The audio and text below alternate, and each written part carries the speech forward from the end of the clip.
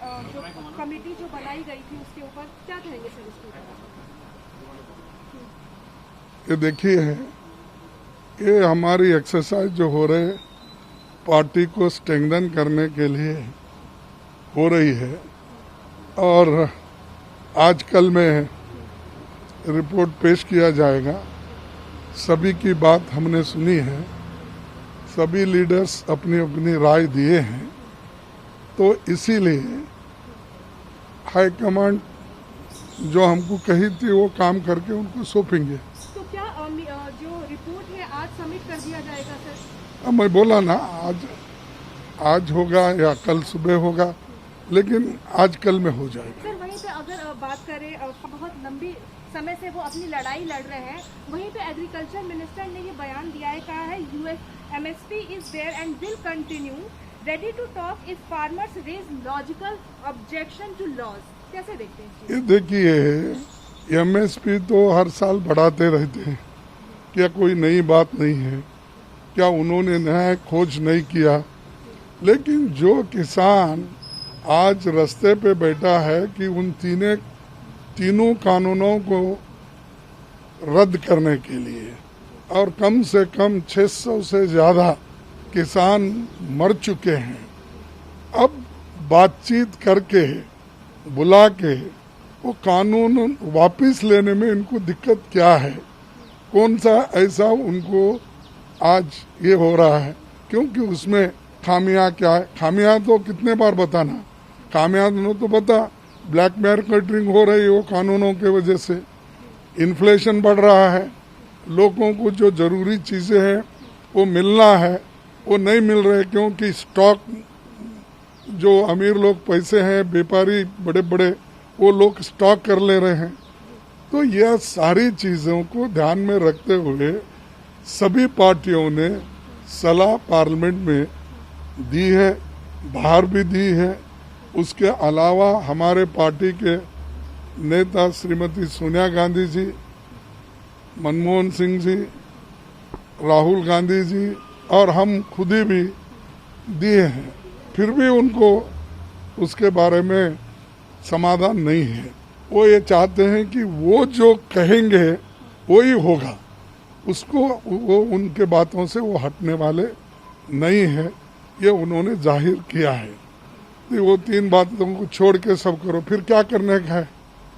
जब 3 कानून को रद्द करने की बात को छोड़ के आप कुछ भी कह सकते हैं, तो फिर क्या है? जब आप कानून अमेंड करने की बात नहीं करते या उसको ड्रॉप करने की बात नहीं करते, तो कहीं लोग मर रहे हैं, कम से कम उनके ऊपर तो दया करो।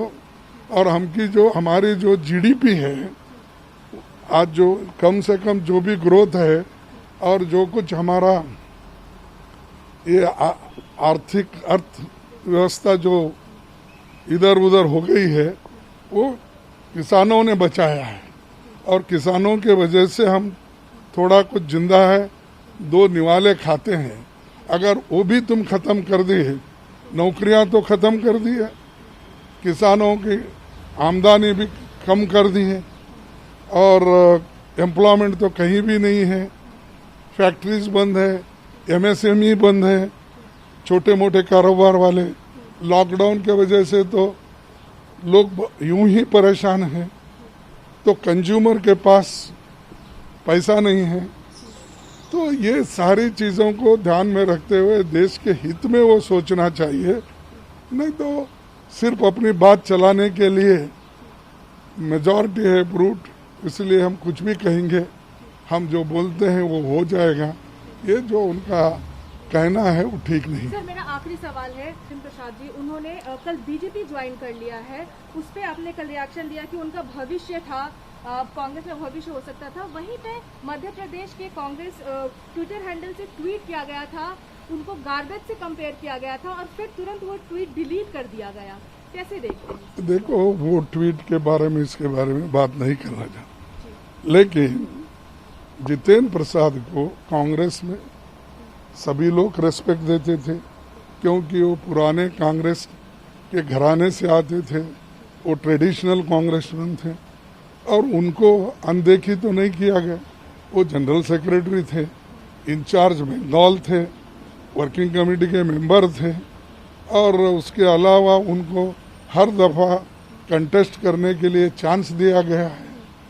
अब चांस देने के बावजूद फिर भी वो अगर कांग्रेस को ब्लेम करते हैं और जिस आइडियोलॉजी के लिए उनके पिताजी ने और उन्होंने अब तक काम किया, वो सडनली अपना स्टैंड बदल दिए, ये बड़ी दुख की बात है और ऐसा जाना नहीं चाहिए था।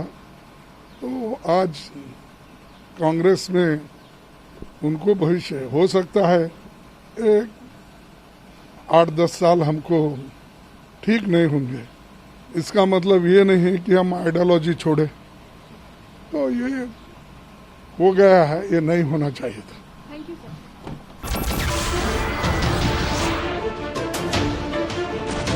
नमस्कार, मैं हूं मानक गुप्ता।